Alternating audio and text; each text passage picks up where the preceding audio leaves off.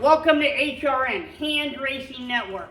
I am up here in Ashland, Ohio at Wayne County's Ryan Markham's garage. Here's his late model, dirt late model. Ryan, come on in. How you doing, stud? I'm doing good. Yourself? Good, man, good. What have you been up to? Oh, just working on the race car, getting it ready to go for this year. Nice, nice. I got a couple questions for you, and then we'll get into the serious questions. When did you start racing and what did you run? I started in 1991. I was a senior in high school, and we bought a Rodney Combs race car. It was like a 1980 something, and we got into racing in 1991, and I started in the late model division. Oh, nice. So you've ran late models all your life then? Yeah. Okay, okay. How many tracks have you raced at, and what was your favorite track? Oh boy. How many tracks? That I'm not sure of. I know I've raced in Florida, Tennessee, Indiana, Illinois, Michigan, New York, Virginia, Maryland, West Virginia. Like, you know, we've run back in '97. I run the Stars series, tried to run for Rookie of the Year. Okay. And then in 2007, the year my daughter was born, we run a series called the IRS series, and we ran second in that, and that took us to like 15 different racetracks around the country. But I'm sure it's in the 40 racetrack range probably. Okay. How many career wins and championships do you have? Well, we're closing in on 200 late model wins. Track championships, I believe it's 9 late model championships, 10, something like that. And we were actually the Wayne County Speedway modified track champ this year. Awesome. So I kind of, Stan Torog, he called me, says, hey, you want to drive my race car? I'm like, yeah. So we got in that in the middle of 23, and we won the first night out in it. And then last year was our first full season, and we won the championship, won 3 races. And so, yeah. Nice. Your race team is very family involved. Do you ever see your daughter getting in a race car, and what do you see her racing? Well, you know, I had contacted someone on building me a 4-cylinder at one time, and but then it was at Wayne County, and I seen a couple of them getting upside down. It's a really long racetrack, and then I got to think, ooh, this might be, it just kind of scared me a little bit, you know? So then I kind of, you know, backed away from that. And then I told her I was going to put her in the car one time, but we just haven't had enough resources to do that. And so, you know, she went all the time with me there for a few years, but then she has a boyfriend now, and she's a lot more frequent to the racetrack than she used to be. So I don't know if you know, if she just, I do owe her that opportunity to at least get in the car some night and hot lap it. You know, I told her I would do that, and to be honest with you, I hope it kind of scares her more than anything. You know, 'cause, you know, this is, you know, there's a lot of people that get into racing and that looks easy, you know, but I'm telling you right now, it's a whole different deal. You know, there's people that come from winning in other sorts of motorsports and get behind a dirt late model or modify any of them in dirt cars, and they realize in a hurry that, oh, this isn't quite what it looks like, you know. Right. Yeah. All right, let's get into last year's racing. How did your season go? Well, let's see. We ended up winning the championship in the modified, and then we ended up 3rd in points at. You know, I was doing some musical chairs there. I drove for Brad Malkett for 6 races or so at Wayne County, and like I say, we were down on resources and didn't really have. You know, I'm hoping this year we got enough resources to be able to put in a full year here without having to alter some stuff. But you know, I mean, we won three late model shows and in contention to win more than that. But it just sometimes that's how the ball bounces, you know. Yeah, I get it. What's your plans for 2025? Where are we racing at? What are we going to do? We got any series? Well, I had just I have a calendar over there on the wall that I put, you know, like the local stuff on it, and you know, as much as I would like to, you know, there's races that, so like for example, say there's a race that's 3 hours away that's paying $5,000 to win. You know, I would like to go to some of them races, but you know, you have sponsor commitments. Some of them like to see me race. You know, if they give me some money to race, they want to make sure I'm at Attica on Friday night, you know, and not going somewhere else. And I don't, you know, the older you get, been doing this for, I think Laura said it's going to be my 35th year racing. Oh, wow. So, you know, it's just convenient to run Wayne County Speedway on Saturday, Attica Raceway on Friday. But there's a couple shows that, you know, Attica's got some nights off, and there's a track, Moeller's got a 5,000 to win. There's a couple different, you know, I would like to branch out and do a few of them shows. Okay. But the bottom line, you know, when I pull my truck in to fill it up with diesel fuel, it's $200. Yeah.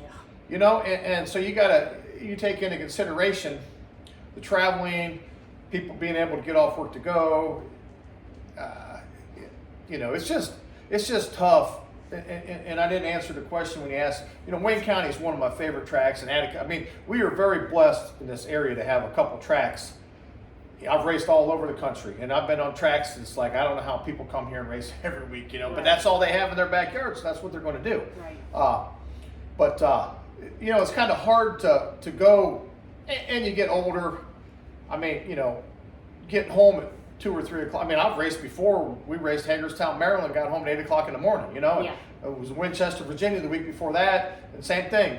Pulled in the driveway at 8 o'clock on Sunday morning, you know, and it's like, you know, you get a little older, that gets tougher and tougher to do, you know. So you know, I would like to, you know, run a few races here and there, but I'm not going to travel no series. That's not going to happen. We're going to pretty much be our, and like I say, also with me driving a modified at Wayne County, that's another added incentive to go there on a lot of nights, because I can run 2 classes in one night, you know, and so you know, I'm blessed to have, you know, Joel, Sean, Lou, and Jeff, my crew.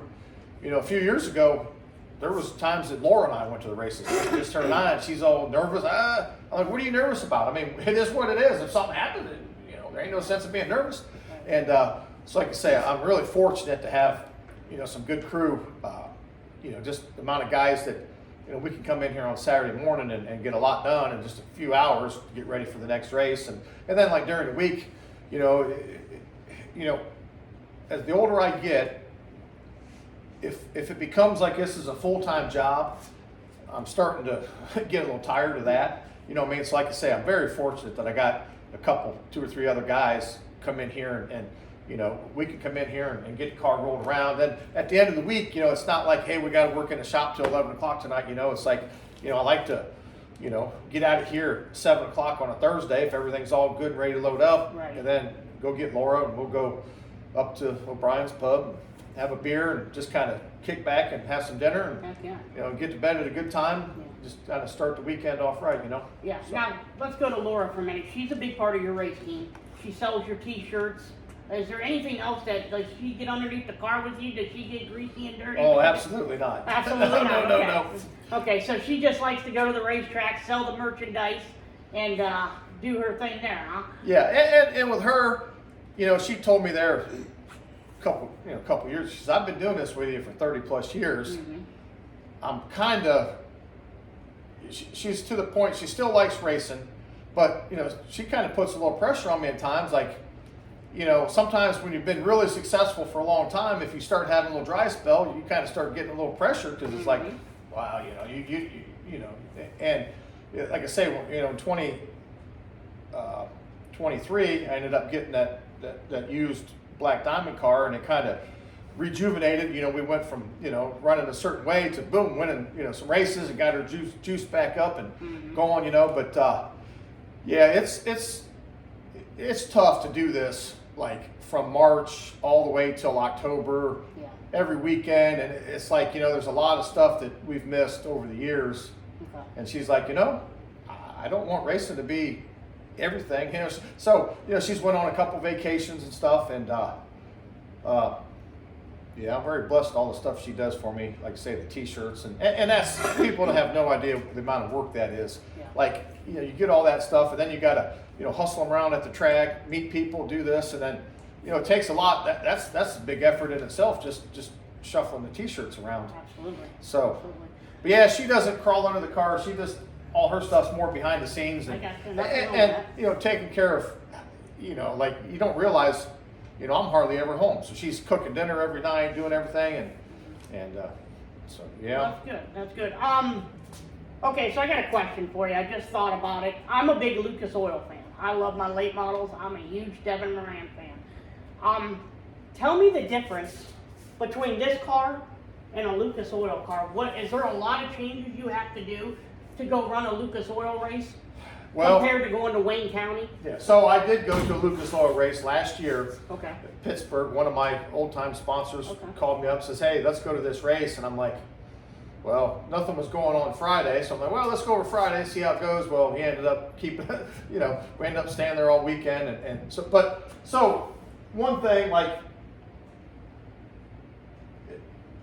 Lucas Oil requires a safety fire bottle, which I have.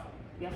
And then a couple years ago that they implemented that you have to have a SEC or whatever the safety dash 3.9 seat is, So that particular seat is $2,200. Okay. Well, what's the difference between that and my seat? I got all the safety stuff on it. Right. But it's just, so in other words, they really want you to have a $2,200 seat to race with them. Mm-hmm. Well, I'm not buying a $2,200 seat. Yeah, that's a lot of money. So anyway, I went over there and the guy's like, well, is this thing, well, he gave me a sticker on it, like, but he's like, I'm not sure this is quite, listen, I pay my $100 entry fee just like everybody else. Then they require you to run a Hans device, and the thing about some of the safety stuff, there's a lot of guys that have been getting hurt. And I think a lot of it has to do with these full containment seats. Like you got your head jammed in there, and if you get upside down or something hits your head can't go nowhere. Yeah, you can't move in them. I know a guy that got, and Steve Francis is what's kind of funny. He's working with World of Outlaws now, but I remember the day he got upside down at Tazewell and hurt his neck, and he come out and said, well, I think my head got jammed in there. Well, if I didn't have a full containment seat, my head could have moved, and Right. so, but as far as that goes, I mean, you're talking, the difference between, technically, we have the same thing, but we don't. Right. I mean, they have 120 to 150 more horsepower than I have. They have, the shock package, now that you got all these different guys coming out here with these special shock packages, which Keith Berner does all my shocks and does a wonderful job. But some of these guys are paying $10,000 for a shock package, and it's just like, the problem is once you get, Longhorn, when they got involved, they had Labani's, and then you started getting these NASCAR people involved and these engineers. And then once they started opening that box of stuff, I talked to a guy the other day that works on stuff for me, and he said, hey, the genie's out of the bottle, it ain't never going back in. Mm-hmm. So, like the difference is they all have $120,000 race cars on the track, and they got 2 or 3 of them. And I wouldn't have a house if I had a $120,000 race car. You know what I mean? So it's just one of them deals where, as I went on, I was just talking with Joel this morning. I bought a brand new engine in 2000. It was $18,500. And today, Pro Power's got a brand new one on the website for $53,000. The Clemens are $50,000. I mean, so how did things go from $20,000 to $50,000? Right. I used to pay $75 for tires. Now they're $240. Oh, racing gas, when I started running fuel, I was paying $3.25 a gallon. Now it's $12 a gallon. Yep. So it's just to the point where, in the racing, in 1999, 2001, I won 30 races at Wayne County in that span. They all paid $1,200 to win. Well, up until just a couple years ago, it was still $1,200 to win in Wayne County. Now they've upped that, but it's $1,500 to win at Attica. We're not running for any more money, and pit pass when I started racing was $12. Now they're damn near $40 everywhere you go. And I'm not blaming the racetracks. I mean, they got insurance to pay, and by no, I mean I know what it costs to run stuff. Mm-hmm. So there ain't a racetrack around here making money. Right. On a scale that's their only job. I mean, they all have other jobs and they run this stuff. So it's not the racetrack. It's just the the economy and how society's gotten. Everything has just gotten more expensive, and so. All right, Ryan. Well, I appreciate you talking to me. Once again, HRN here with Ryan. Make sure if you go to a racetrack and you see this car here is going to have the 5M on it. That's Ryan's number. If you see him, go find Laura. Buy merchandise. It helps these guys get on the road, get to the track, and get home when people buy their T-shirts, and it helps to win too.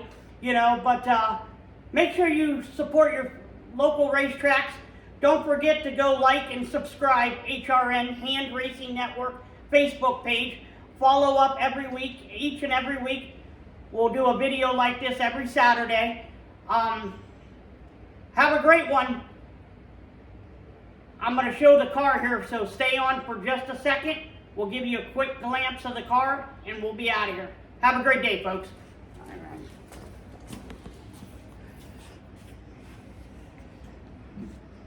Show them the power plant if you want to. There's the power plant.